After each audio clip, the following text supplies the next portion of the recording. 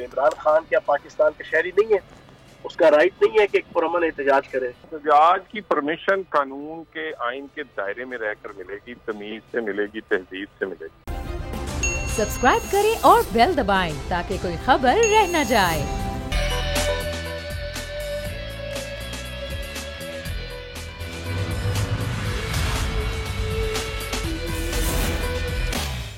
बिस्मिल्लाहिर्रहमानिर्रहीम, अस्सलाम वालेकुम। प्रोग्राम में मैं सुमैया रिजवान आपको खुशामदीद कहती हूँ। नाजरीन, पाकिस्तान तहरीक इंसाफ की डेडलाइन 6 दिन का अल्टीमेटम अब ख़त्म हो रहा है। ये हमारे प्रोग्राम की कुछ टॉप स्टोरीज जिस पर हम आज के प्रोग्राम में बात करेंगे, जिसमें पाकिस्तान तहरीक इंसाफ की जो 6 दिन का अल्टीमेटम है वो ख़त्म हो रहा है, डेडलाइन ख़त्म हो रही है, उनकी आगे की स्ट्रेटजी क्या होगी। दूसरी अभी एक ऑडियो लीक जिसमें मरियम नवाज हों जो कि कहती हुई हमें सुनाई दी कि मैं मीडिया को मैनेज करती हूं और आप मुझे बताएं कि कोई भी चैनल किस तरीके से अपनी मर्जी से काम कर सकता है, कि ये मामला। और फिर ज़ाहिर बिजनेस आइकॉन और फिर आसिफ अली जरदारी की जो ऑडियो लीक का मामला है वो मामला। साथ ही साथ हम बात करेंगे जो ज्यादती, खासतौर पर जो खातून के साथ ट्रेन में ज्यादती का वाक़या हुआ है वो कहाँ तक पहुँचा, मुलजिमान गिरफ्तार हुए या नहीं, इस पर बात करेंगे। जजलान कत्ल केस पर बात करेंगे और साथ ही साथ अदालत का एक अहम फैसला आया दुआ जहरा केस के वजह से इसमें आईजी सिंध को हटाने का हुक्म दिया गया। इस पर भी हम आज के प्रोग्राम में बात करेंगे। और इजराइल का दौरा पाकिस्तानी वफ़द ने किसके कहने पर और क्यों किया, और हुकूमत इस पर अपनी पोजीशन वाज़े करेगी या नहीं, जो मुतालबा अपोजिशन की जानिब से उन पर किया जा रहा है। ये तमाम दर आज के मौज़ूआत हैं जिन पर हम गुफ्तगू करेंगे। और साथ से सबसे पहली और अहम चीज़ ये कि अब एक बार फिर अगर चेयरमैन तहरीक इंसाफ इमरान खान निकलते हैं लेकर अपने कारकुनान को, तो उनकी स्ट्रेटजी किस तरह की होगी, जिसपे वो बार बार कह रहे हैं कि हमारी तैयारी अब मुख्तलिफ होगी, हम पहले तैयारी के साथ नहीं आए थे। तो अगर वो तैयारी जैसे भी होती है तो हुकूमत की तैयारी जो कि रोकने की होगी वो उसका मुकाबला कैसे करेंगे, क्योंकि खबर ये है कि एक दफ़ा फिर वफाकी दारुल-हुकूमत में कंटेनर्स लगा दिए गए हैं, रास्ते बंद कर दिए गए हैं। तो वो बंद रास्ते जो कि अगर पूरे मुल्क में किए जाते हैं तो एक बार फिर वो लॉन्ग मार्च का सिलसिला, वो मोमेंटम तहरीक इंसाफ कैसे बनाएगी और उसके बाद क्या होगा। फिर भी अगर नहीं दी गई इलेक्शन की तारीख तो फिर क्या वो धरना होगा, वो धरना कितना बड़ा होगा, वो गैर मुय्यना मुद्दत तक के लिए होगा, फिर हुकूमत की इस पर क्या स्ट्रेटजी होगी और तहरीक इंसाफ इस सारी चीज़ों को किस तरह लेकर चल रही है। तो सबसे पहले अपने प्रोग्राम का आगाज़ करेंगे। हमारे साथ मौजूद हैं फयाजुल हसन चौहान साहब और हम उनसे ज़रा बात करते हैं कि तहरीक इंसाफ ख़ासतौर पर पंजाब में क्या स्ट्रेटजी बना रही है। और आज जो गवर्नर पंजाब की तैनाती की मंजूरी सदर मुमलिकत ने दे दी है, तो ये क्या कोई इशारा है? इस तमाम तरह सूरत में बात करने के लिए हमने दावत दी है फयाजुल हसन चौहान साहब को। उनको हम वेलकम करते हैं, उनसे बात करते हैं। फयाज साहब, बहुत शुक्रिया आपके वक्त का। 6 दिन का अल्टीमेटम था जी इमरान खान साहब का, वो ख़त्म हो रहा है। अब उसके बाद आप लोगों की स्ट्रेटजी क्या होगी? क्या एक बार फिर आप लोग सड़कों पर निकलेंगे, एक बार फिर सड़कें बंद करेंगे, एक बार फिर आएंगे, तो वो लॉन्ग मार्च होगा, धरना होगा, क्या होगा? बिस्मिल्लाहिर्रहमानिर्रहीम। देखिए ये तो अभी इसकी फाइनलाइज होगी ये सारी स्ट्रेटजी, लेकिन एक बात तय है कि पिछली दफ़ा की जो डेफिशिएंसीज थी, जो कमियां थी, जो कजियां थी, जो गलतियां थी, वो अब की बार इंशाल्लाह नहीं दोहराई जाएंगी। और अब की बार पहले सुप्रीम कोर्ट के साथ रिव्यू करके सुप्रीम कोर्ट को एतमाद में लेके कि जनाब हम एक पुरअमन आईनी और कानूनी एहतजाज करने जा रहे हैं। और पिछली दफा जिस तरह आइन और कानून की धज्जियां उड़ाई थी राना सनाउल्लाह की और आले शरीफ की और प्राइम मिनिस्टर की क़यादत में, अब की बात जनाब वो नहीं होनी चाहिए, ठीक है ना। तो ये जनाब हम सुप्रीम कोर्ट के पास जाके उधर से सारी चीजें क्लियर करके फिर उसके बाद इंशाल्लाह इमरान खान साहब फाइनलाइज करेंगे सारी स्ट्रेटजी। साहब, सुप्रीम कोर्ट ने तो पहले भी हुक्म दिया था, जगह का तयन भी कर दिया था, लेकिन आप उस जगह पर नहीं गए, आप वहाँ गए जहाँ मना किया गया था, यानी कि डी चौक पर। और अब वज़ीर दाखिला की बात अगर कर रहे हैं तो वो तो ये कह रहे हैं राना साना साहब कि अब जो गिरफ्तारियाँ होंगी उसकी शुरुआत इमरान खान से होगी, यानी कि सबसे पहले इमरान खान को गिरफ्तार किया जाएगा। फिर क्या करेंगे आप लोग, फिर कैसे होगा लॉन्ग मार्च? देखें, पहले तो एक ड्रामा हुआ था, मैं ये समझता हूँ, अच्छा साइड दिला दिया। पहले तो हुआ था ड्रामा एक, और वो ड्रामा ये था कि बज़ाहिरन तो जनाब आगे करके बज़ाहिरन तो जनाब सुप्रीम कोर्ट की तरफ से कह दिया गया था, लेकिन उसके ऊपर इम्प्लीमेंटेशन नहीं हुई थी, उसके ऊपर जनाब प्रॉपर इम्प्लीमेंटेशन नहीं हुई थी। और अब की बार प्रॉपर इम्प्लीमेंटेशन करवा के और सारी चीजें फाइनलाइज करके फिर इंशाल्लाह मैदान के अंदर आया जाएगा। और इमरान खान को ये क्यों गिरफ्तार करेंगे? इमरान खान क्या पाकिस्तान का शहरी नहीं है? उसका राइट नहीं है कि एक पुरअमन एहतजाज करे, उसका राइट नहीं है कि being a head of the party एक पुरअमन एहतजाज को जो है वो लीड करे। तो अगर ये करेंगे तो फिर सारी दुनिया के सामने आइन और कानून की और जमहूरियत की और पार्लिमानी इक़दार की धज्जियां उड़ाएंगे और ये एक्सपोज होंगे। फिर रुकावटें तो सर लगाना शुरू कर दी हैं, आज से ही बंद कर दिए गए हैं रास्ते इस्लामाबाद के, और फिर जहां बैठे हैं यानी कि पंजाब लाहौर में, अब यहाँ से कैसे निकलेंगे? फिर रास्ते बंद किए जाते हैं, फिर रोका जाता है, फिर रुकावटें खड़ी की जाती हैं, तो फिर वही अफरा तफरी होगी, फिर वही क्योस होगा, फिर मुनज़्ज़म एहतजाज कैसे होगा? फिर तैयारी क्या होगी आप लोगों की?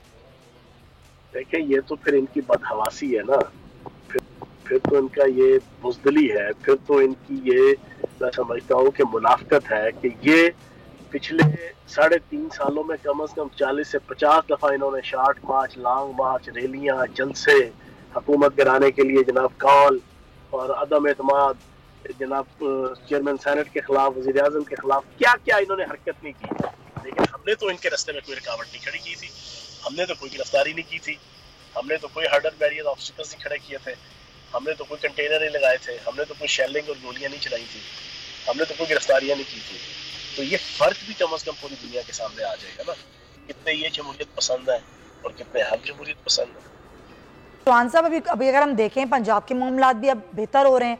गवर्नर पंजाब की तैनाती का मामला था, आज वो भी हमने देखा हल हो गया, सदर मुमलिकत ने उसकी मंजूरी दे दी, पहले वो नहीं कर रहे थे समरी पे दस्तखत, आज उन्होंने कर दिए। तो तासुर ये पैदा हो रहा है और लोग ये बातें कर रहे हैं कि जी अब गेम निकल रही है तहरीक इंसाफ के हाथ से, मामला ठीक हो रहे हैं, मामला तय हो रहे हैं। ये तासुर कैसे जाहिर किया जाएगा? देखें ये इस वक्त बैरूनी ताकतों के इशारे पे अमेरिका की गोद में बैठ के इम्पोर्टेड हुकूमत आई है और सारे अंदरूनी और बैरूनी सर्कमस्टेंसेस, मसाइल सब कुछ इनके हक में है।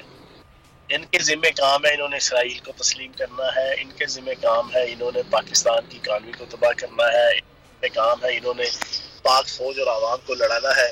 जैसे हमारे इस धरने के अंदर इन्होंने रेंजर्स को आइन की छतरी तले लिया और फिर रेंजर से डायरेक्ट प्लास्टिक के फायर और शेलिंग करवाई। पाकिस्तान की हिस्ट्री में पहली दफा जमहूरी एहतजाज के ऊपर रेंजर्स ने जनाब शेलिंग और फायरिंग की, ये इन्होंने ही करवाई ना। ये एजेंडा है, ये आलमी ताकतों का एजेंडा है। उस एजेंडे को नाकाम बनाने के लिए फिर इमरान खान साहब ने बड़ा विजिलेंट डिसीजन किया था और फौरन वापसी का ऐलान किया था, क्योंकि वो एक मुहिब्बे वतन लीडर है, एक मुहिब्बे वतन कायद है। वो कतन भी पाकिस्तान की आवाम को और फौज के दरमियान और रेंजर्स के दरमियान कोई तफरीक नहीं पैदा करना चाहता। लेकिन ये हर इस किस्म का इकदाम करेंगे और हम इनके हर इस किस्म के इकदाम को एक्सपोज भी करेंगे इंशाल्लाह। ठीक है, बहुत शुक्रिया। ठीक, आपका फयाज हसन चौहान साहब हमारे साथ मौजूद थे। अब ये देखना होगा कि जिस तरह ये कह रहे हैं कि जी सुप्रीम कोर्ट की तरफ हम देख रहे हैं कि सुप्रीम कोर्ट इस पर अपना हुक्म दे और ज़ाहिर हमें एहतजाज भी करना है, डेडलाइन ख़त्म हो रही है, तो मुल्क में जो सियासी मंजरनामा है वो कैसा बनता हुआ दिखाई दे रहा है? क्या हालात सूरत हाल कंट्रोल में होगी या फिर हम एक दफ़ा फिर खुदा ना खासा अनारकी की तरफ देखेंगे, क्योस की तरफ देखेंगे?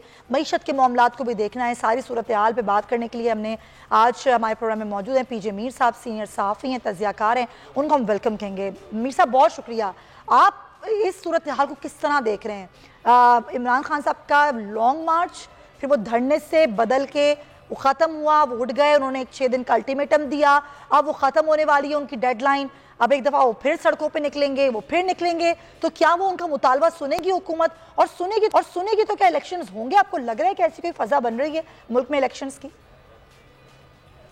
देखिए सुमैया, नंबर 1 इस वक्त सिचुएशन PMLN के लिए काफ़ी डेंजरस है, इन द सेंस कि जो कुछ भी ये करेंगे मुद्दा इन पे पड़ेगा, बिकॉज ये फ्रंट लाइन पे हैं। इनके अलायंस पार्टनर्स भी इनके खिलाफ होंगे। ये इन्होंने एक बहुत बड़ा मिस कैलकुलेशन किया है। इन्होंने कहा कि हाँ चले नो कॉन्फिडेंस दे के हम आ जाते हैं और हम जो नारे लगे थे कि जी हम महंगाई कम कर देंगे, ये देखो चीनी इतनी होगी, पेट्रोल इतना हो गया, आज आप भी वही कर रहे हैं। तो ये इन्होंने भी करना था। आपको जल्दी थी कि वो कहते ना jumping from the frying pan into the fire, तो ये इन्होंने ये किया है। अब द क्वेश्चन इज कि अब ये रिट्रीट कैसे करें? लोगों की उम्मीदें इनके ऊपर, लोग कहते हैं कि आपने पेट्रोल कैसे कम करना है, ये क्या करना है, क्या नहीं करना है। क्वेश्चन इस वक्त ये है कि इलेक्शंस की जब बात आती है, कोई भी हुकूमत जब एक डाउनर पे होती है इलेक्शंस नहीं कराती, वो हमेशा कराते हैं जहां आप ऊपर लेके जाएं।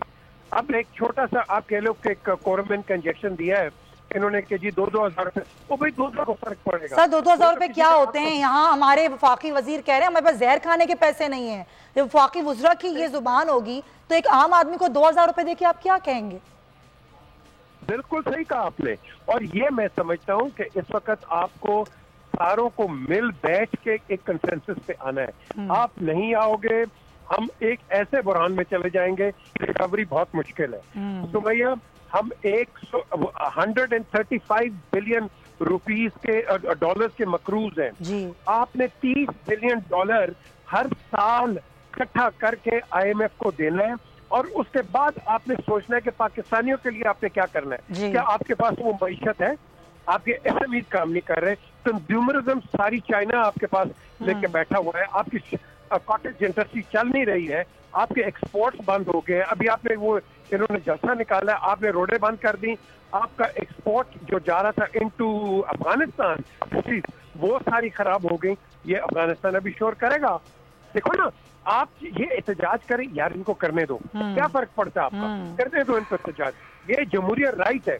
मैंने नहीं देखा कि जब ये जो आज की गवर्नमेंट है, जब ये ऑपोजिशन में थी, इनको कोई रुकावट की गई, उन्होंने कहा भाई आओ करो, भाई आप भी है आओ करो। हाँ, और अमन करना है, डिसरप्शन नहीं करनी।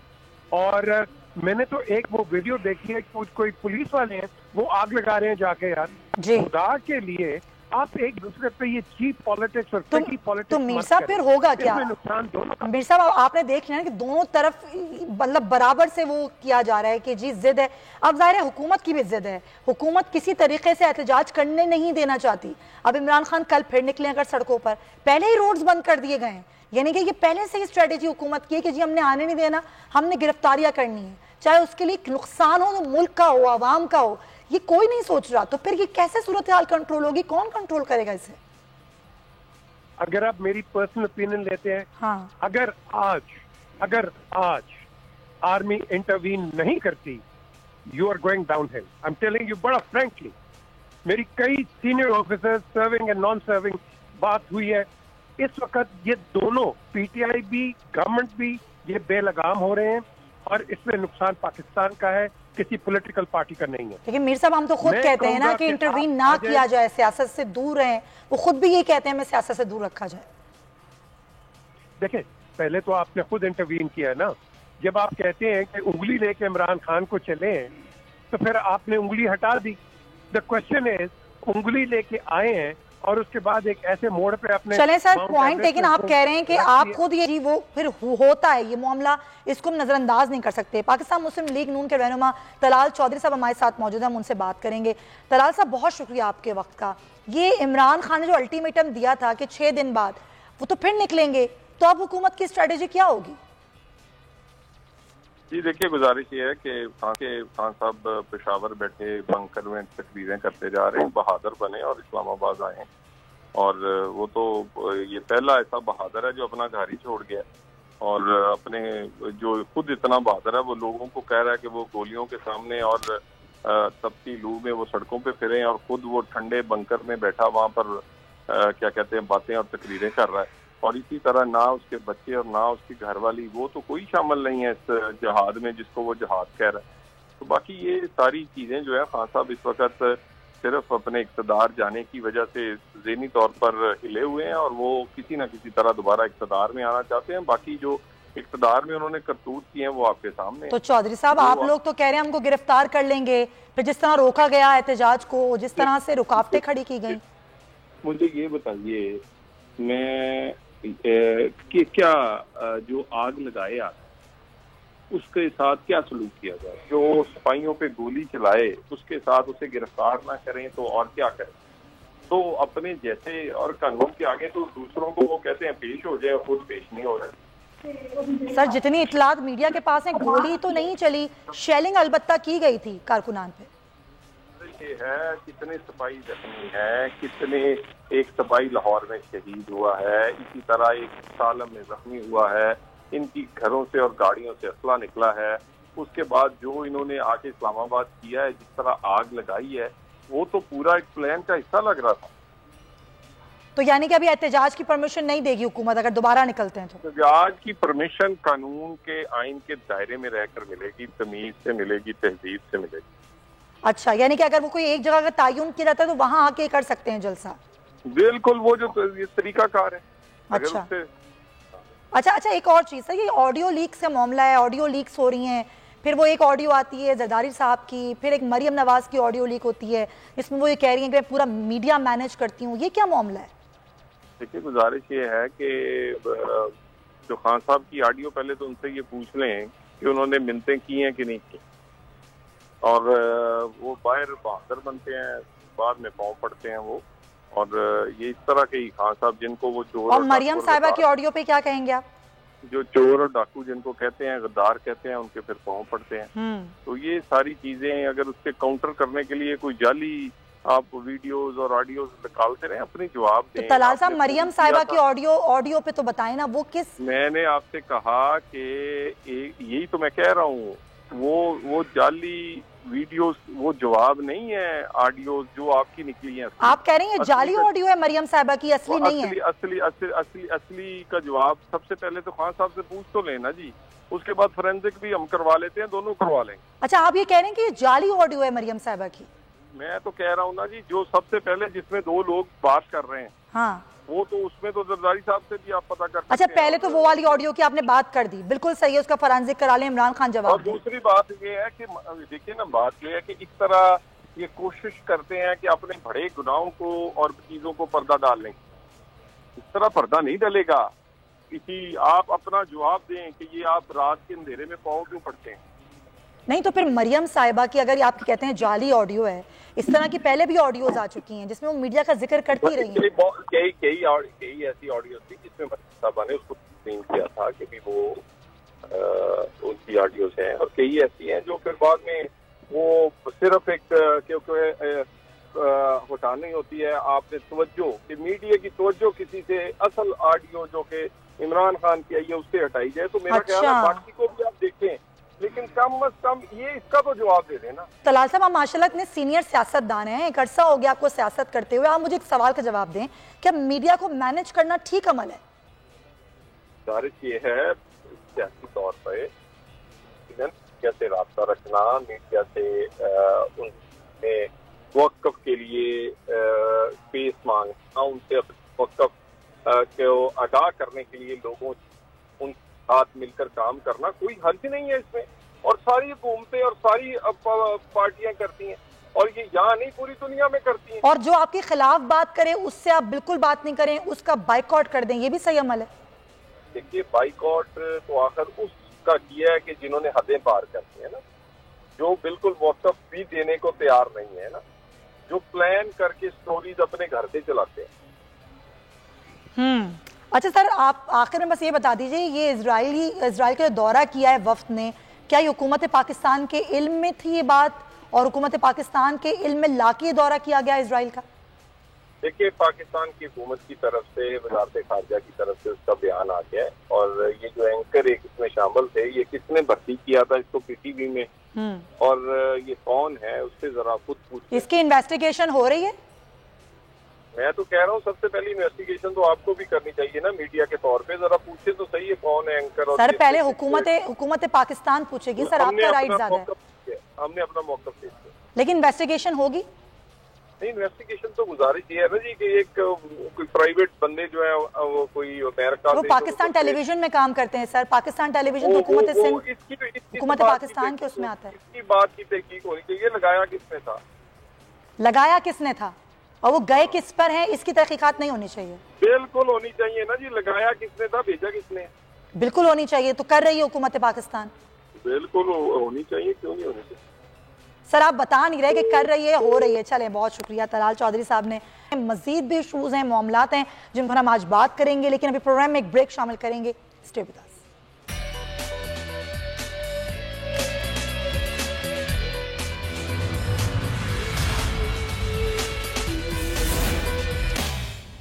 जी जनाब, welcome back to the show. और हम बात कर रहे हैं कि जो पाकिस्तानी वफ्द है उसने इजराइल का दौरा किया, इस बात की तस्दीक करी सदर ने इजराइल के, और उन्होंने कहा कि ये मुलाकात बहुत अच्छी रही।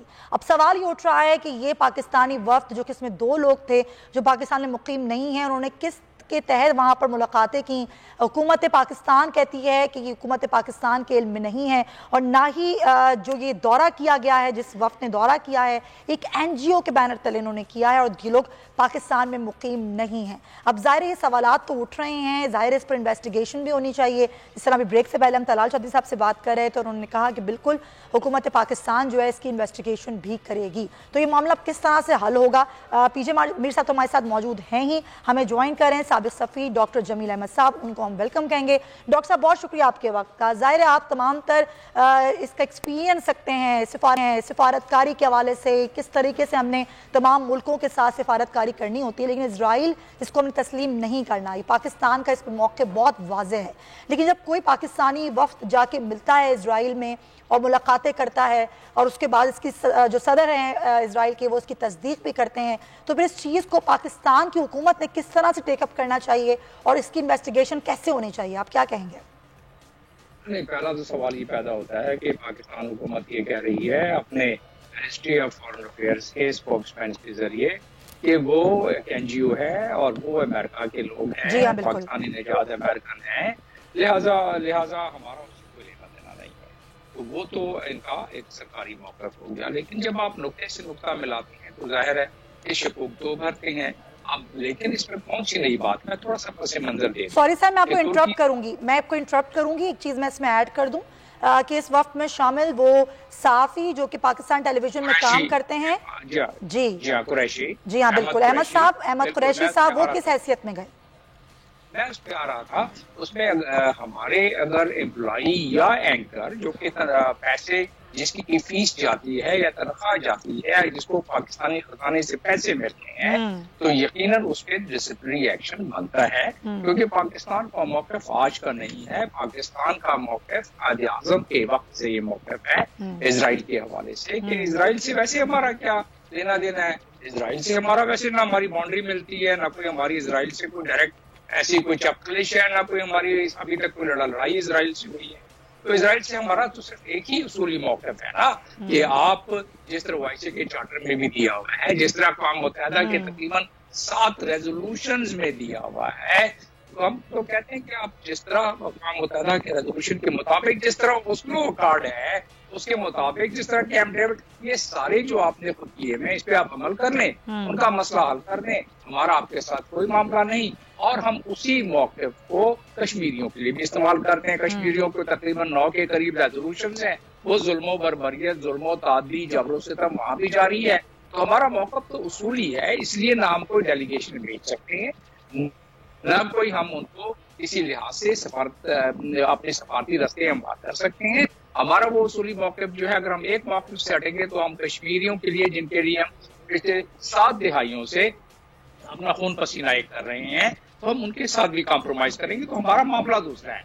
वरना जहां तक इजराइल का ताल्लुक है, 2005 में जनाब कसूरी साहब ने भी ऑफिशियली रब्ता किया था टर्की में अपने हम मनसब से, उनके फॉरेन वजीर खारजा से, और उधर से बात आगे बढ़ी भी थी। उसके बाद मजीद इशारे मिलते रहे। 2021 में वो जो सिलसिला सारा बना जिसमें कि उस वक्त की हुकूमत के 2 अरकान पे ये बताया गया कि उधर गए हैं, लेकिन उन्होंने उसकी तरदीद कर दी, चले मान लिया उसकी तरदीद। लेकिन हमारा सिर्फ सिलसिला ये है कि जब हम जेरूसलम से सफारत खाने वहां से जब हम शिफ्ट कर रहे थे, उस वक्त से लेकर उस वक्त भी हमने मुखालफत की उसकी, और उसमें हमारे कुछ बड़े अच्छे ब्रादर ममालिक ने इनके इनको हुकूमत के सरबराह को बुला के उनको तंबीह की कि आप इसकी मुखालफत ना करें। तो इस किस्म के जब हालात हों तो पाकिस्तान को जरा संभल के कदम रखना चाहिए। हमारे बहुत सारे मामला थोड़े से दीगर गुम हैं, उस लिहाज से लेकिन सारे हर मुल्क की अपनी एक पॉलिसी होती है। Sir point taken. मैं जरा इस पर चाहूंगी कि PJ मीर साहब भी तबसरा करें। मीर साहब, जब इमरान खान वजीर आजम थे तो उन्होंने कई बार ये बात की कि मुझ पर दबाव था, दबाव है कि इजराइल को तस्लीम करने के हवाले से हमारे जो ब्रादर ममालिक हैं उनकी जानिब से भी आया, वैसे भी आया, ये सारी चीज़ें हैं। लेकिन पाकिस्तान का एक उसूली मौक़िफ़ है, पाकिस्तान की एक पॉलिसी है कि पाकिस्तान ने इजराइल को तस्लीम नहीं करना, वहाँ पर जाहिर सी बात है उनसे किसी किस्म का कोई राबता नहीं रखना। लेकिन आज ये इल्ज़ाम लग रहा है, और ये इल्ज़ाम अपोजिशन लगा रही है, खुद तहरीक इंसाफ लगा रही है कि मुस्लिम लीग नून की हुकूमत जो है उसने ही ये वक्त भेजा है कि हुकूमत जो है इसकी तरदीद भी कर चुकी है, दफ्तर ख़ाजा ने भी तरदीद कर दी है। तो इस सूरत हाल को आप कैसे देखते हैं? देखिए, नंबर वन, ये कोई ऑफिशियल डेलीगेशन नहीं है जो इजराइल की है, और पर्टिकुलरली आप देखते हैं कि अगर कोई एम्प्लॉई गवर्नमेंट का हो, फॉर एग्जांपल ये पीटीवी के जो भी एंकर हैं, PTV is a government based organization, वहां से एनओसी लेके जाते, अगर मिलता नहीं मिलता that is a secondary thing, NOC के बगैर आप नहीं जा सकते। और यहाँ देखिए, जब हम इजराइल की बात करते हैं ना, हमें मुनाफिक नहीं होना चाहिए। बड़ी बड़ी दुनिया, बड़ा बड़ा पाकिस्तानी इजराइल जाता है, आपका पासपोर्ट जो है स्टैंप नहीं लगाते हैं और आपको अंदर जाने देते हैं, क्योंकि आप मस्जिद अल अक्सा में जाते हैं, वहाँ आप ज़ियारतें करते हैं, आपकी सारों की वहाँ आप कह लो कि वो कब्रें हैं, हर इब्राहिम से लेके, इसहाक से लेके, इस्माइल से लेके, दाऊद से लेके, आप जो जो नाम ले लो सब वही है। So the question is arises, आपका पहला मक्का है वहाँ अल अक्सा, सो लोग जाते हैं, कई जॉर्डन के थ्रू जाते हैं, कई इजराइल के थ्रू जाते हैं। अब इसको एक इंटरनेट पाकिस्तान में इजराइल की चीजें तो हम बड़े शौक से पीते हैं, ये खाते हैं, ये कोका कोला ऑर्गेनाइजेशन, ये कौन है, ये बाहर के इसके मालिक कौन है? So the question here arises कि देखो, इसको बात का बतंगड़ ना बनाओ। अगर तो हमारी जो स्टेट पॉलिसी है, आपके पासपोर्ट पे लिखा हुआ है कि valid for all of the countries except Israel, चलो वेरी गुड, लेकिन अगर आप जाते हैं और एक पिलग्रिमेज के लिए, उसमें कोई नुकसान नहीं है। नाउ हियर इसको हमने एक रिलीजियस कार्ड दे दिया हुआ जो कि नहीं देना चाहिए। सही। आप इजरायलियों के साथ, यहूदियों के साथ पूरी दुनिया में डील करते हो, आपके अमेरिकन एडमिनिस्ट्रेटर्स हैं, कई वो यहूदी नहीं है, ज्यूज हैं, इट डजंट मीन कि लेकिन हमने तो देखें, वही वाली बात है ना मीर साहब, हमने तो अपनी पॉलिसी वाज़ेह की हुई है ना। बिल्कुल, आप सही कह रहे हैं, लेकिन यहाँ फॉर एग्जाम्पल देखें, हमने 2006 की जो इजराइल की जंग है हमने कवर की है, मैं गया हूँ, मैंने कवर किया है, उधर से हामिद मीर और दूसरे डॉक्टर शाहिद मसूद और सारे ये लेबनान में थे, आमिर गौरी, मैं और दीगर, और हमने इधर से दिया, क्योंकि हमने दोनों साइड की पिक्चर देनी थी कि ये तशद्दुद कौन कर रहा है आम सिविलियंस के ऊपर, और हमने किया, हमने जाके दिया, बताया। तो एक रिपोर्टिंग पॉइंट ऑफ व्यू से पूरी दुनिया जाती है, लेकिन जो गवर्नमेंट का स्टांस है, उस गवर्नमेंट के स्टांस के ऊपर गवर्नमेंट सर्वेंट जो है वो नहीं जा सकते। हम पर्टिकुलरली उसी पर बात कर रहे हैं, और आपको लगता है कि मीर साहब, जाहिर है इस पर इन्वेस्टिगेशन खुद हुकूमत पाकिस्तान को भी करनी चाहिए? देखिए, ये जो इंसिडेंट है, इसको आज की हुकूमत ने भी उसको कंडेम किया है, पीटीआई ने भी कंडेम किया है, एंड आई थिंक हमें इसी पेज पे रहना चाहिए जहां नेशनल इंटरेस्ट की बात आती है।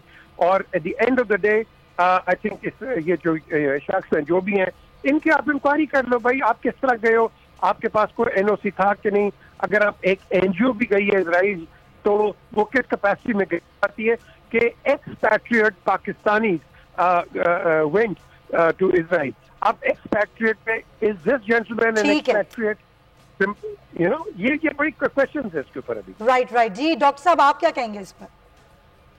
जी हाँ, अगर ये शख्स ड्यूल नेशनल है तो हमारे कानून इस पर लागू होते हैं। और सबसे बड़ी बात यह, अगर ड्यूल नेशनल ना होते और सिर्फ अगर अमेरिकन नेशनल होते तो उनका कॉन्ट्रैक्ट और उनकी एम्प्लॉयमेंट मुख्तलिफ किस्म की थी। लिहाजा अगर उनके महसूस जाहिरी तौर पर प्राइमा फेसाई ये मालूम होता है कि वो पाकिस्तान के टीवी के खजाने से पैसे लेते हैं, इसका मतलब या एम्प्लॉई है या कॉन्ट्रेक्चुअल बेस पर एंकर हैं, तो उस लिहाज से अगर देखा जाए तो उन पर कदगन और उन पर एक पाबंदी तो है, उन पर एक रूल्स रेगुलेशन अप्लाई।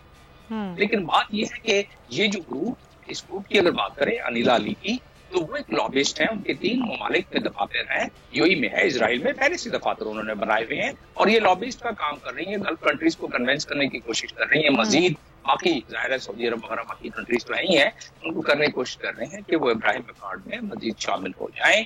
और उस सिलसिले में उन्होंने अपने ऑफिस भी खोले हुए हैं, उस सिलसिले में अपनी कोशिशें भी उन्होंने जारी रखी। अब उसमें अगर ये साहब जाके शामिल हुए हैं तो इस पे तो एक बिल्कुल बनती है, क्योंकि हमारा स्टेट मौक़िफ़, जाहिर है ये एक मौक़िफ़ है, स्टेट का मौक़िफ़ है, राइट, बिल्कुल सही। यही मैं चाह रही थी कि थोड़ा क्लैरिटी हो कि एक स्टेट मौक़िफ़ है और उसी के ऊपर आपको चलना होता है अगर आप स्टेट के मुलाजिम हैं। बहुत शुक्रिया साबिक़ सफ़ी डॉक्टर जमील अहमद खान साहब और पीर साथ मौजूद थे, आप दोनों हज़रात का बहुत शुक्रिया। नाज़रीन, हमारे मुल्क में ज़्यादती के वाक़यात रोज़ सुनने में आते हैं, रोज़ हम ये खबरें आपको दे रहे होते हैं और इस तरह के वाक़यात रिपोर्ट भी किए जा रहे होते हैं, लेकिन अफसोस की बात यह है कि एक औरत इस मुल्क में ना ही सड़क पर, ना ही घर में, ना ही किसी और जगह, ना ही ट्रैवल करते हुए और ना ही कब्र में उसकी इज्जत महफूज है। और इंतहाई अफसोसनाक वाक़या पेश आया एक ट्रेन में सफ़र करते हुए एक औरत के साथ जो कि पंजाब से यानी कि मुल्तान से कराची की तरफ आ रही थी, अपने बच्चों से मिलने मुजफ्फरगढ़ गई थी और वापसी में उसने ट्रेन का सफ़र जो है वो किया और बाउद्दीन ज़िक्रिया ट्रेन में सफ़र कर रही थी तो उसके साथ इज्तिमाई ज़्यादती की गई। इब्तिदाई रिपोर्ट्स मेडिकल आ गई है और उसमें ज़्यादती भी साबित हो गई है और ज़्यादती रेलवे मुलाजमीन ने की है। इस पर क्या इन्वेस्टिगेशन हो रही हैं और उस खातून का इस पर क्या मौक़िफ़ और क्या कितनी गिरफ्तारियाँ अब तक अमल में लाई जा चुकी हैं, इस पर हम बात करेंगे। हमें ज्वाइन कर हमारे नुमाइंदगान सलमान सलीम हमें ज्वाइन करें कराची से, हमें मेडिकल रिपोर्ट के वाले से बताएंगे और सुधीर चौधरी लाहौर से हमें आगाह करेंगे। दोनों नुमाइंदगान हमारे साथ मौजूद हैं। पहले सलमान सलीम से जानते हैं। सलमान, मेडिकल रिपोर्ट में क्या कहा गया है? ये इब्तिदाई मेडिकल रिपोर्ट है और दीगर रिपोर्ट्स अभी आना बाकी हैं। एक अफसोसनाक वाक़या पेश आया था। खातून जो है वो लाहौर से कराची आ रही थी और उनको इज्तिमाई का निशाना बनाया गया। मुमकिन तौर के ऊपर इब्तिदाई तौर के ऊपर इनका मेडिकल कराया गया जिना अस्पताल के अंदर और इब्तिदाई जो मेडिकल रिपोर्ट है उसके अंदर उनकी साथ जिसकी बिना के ऊपर FIR दर्ज की गई और उसके बाद IG रेलवे ने इस बात का नोटिस लिया और अपनी कार्रवाई का आगाज किया। देखिए, ये 27 मई का वाक़या है। 27 मई को जब वो वापस आ रही थी कराची अपने बच्चों से मिलकर मुल्तान से, तो उनकी जो सीट थी वो बस थी, तो उनको जो टिकट चेकर थे, 2 टिकट चेकर थे और एक उसमें इंचार्ज था, ये अपने साथ जो है उनको लेके गए AC कंपार्टमेंट के अंदर कि आपको जो है वो एक बर्थ देते हैं हम लोग सोने के लिए ताकि आप आराम कर सकें और उसी बीच में इनके साथ ज्यादती की गई। देखिए, जो मेडिकल रिपोर्ट है उसके अंदर ये भी वाज़ेह है कि उनके ऊपर तशद्दुद के निशानात भी मेडिकल रिपोर्ट के हवाले से DNA रिपोर्ट आना बाकी है। ठीक है सलमान, आप हमारे साथ रहिए। सुधीर, मुझे ये बताइएगा कि गिरफ्तारियां अमल में लाई गई हैं, क्या ये तीनों मुल्जिमान जिन्होंने ज्यादती की तीनों गिरफ्तार हो चुके हैं?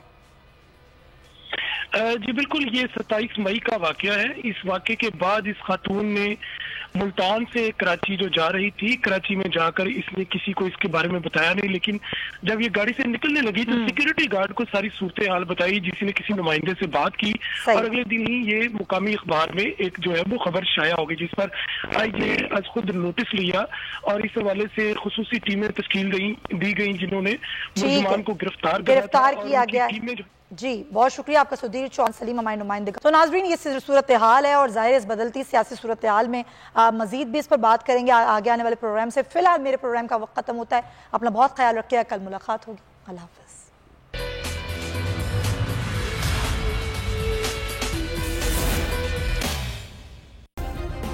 सब्सक्राइब करें और बेल दबाएं ताकि कोई खबर रह न जाए।